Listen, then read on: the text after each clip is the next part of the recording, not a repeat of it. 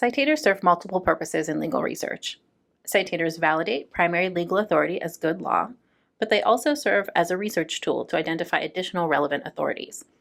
This video demonstrates how to retrieve a citator report on both Westlaw and Lexis, and how to use a citator report to advance your research.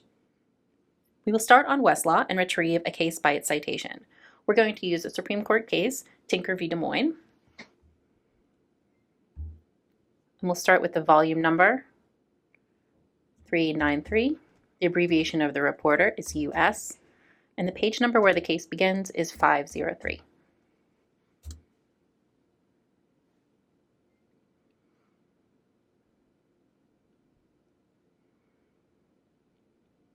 The citator on Westlaw is called Key Cite. Content tabs across the top of the document, as you see here, court filings, negative treatment, citing references, and table of authorities, all make up the Key Cite report. We use these tools first to determine whether a case remains valid law, but also as a way to find other related and relevant sources. The Citing References tab is really where you can take advantage of a citator tool to advance your research. If Tinker v. Des Moines is the starting off point for your research, the citing references here help you expand that to other cases, court documents, administrative law materials, and secondary sources that all cite to Tinker v. Des Moines. Navigate these document types in the menu on the left. So for example, if I click through to secondary sources,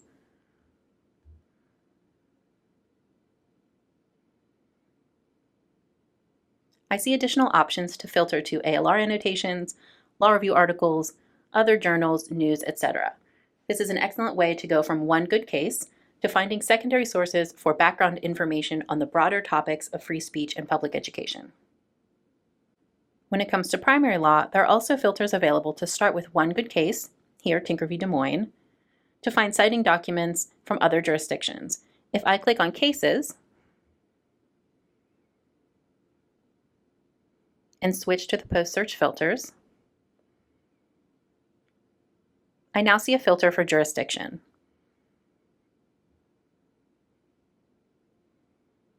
From here, I will see all cases that cite to Tinker v. Des Moines across jurisdictions.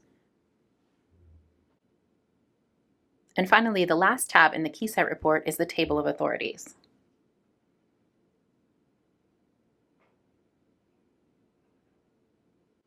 The Table of Authorities lists all of the documents cited within the Tinker v. Des Moines opinion. Let's switch to Lexis to see how a Shepard's report can similarly expand your research from one good case.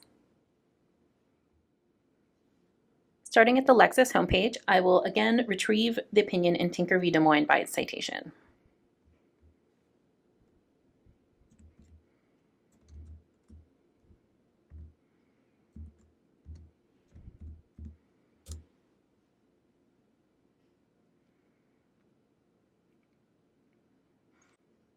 The citator from Lexis is called Shepard's, and we often hear that as a verb.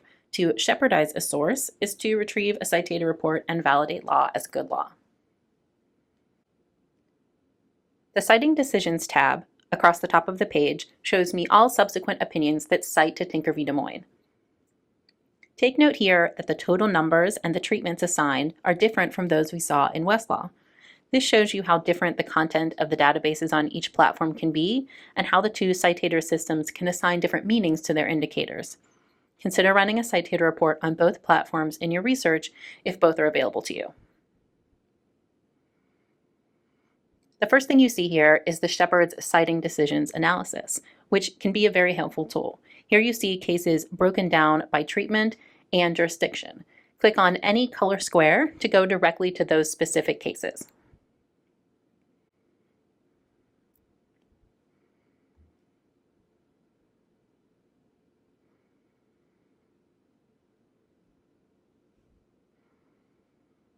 The Other Citing Sources tab is where you will find other primary and secondary sources that cite to Tinker v. Des Moines. Here's where you can expand your research from one good case to find background information and related statutes or administrative materials. If I use the post-search filters on the left side of the page, I can filter by those various content types.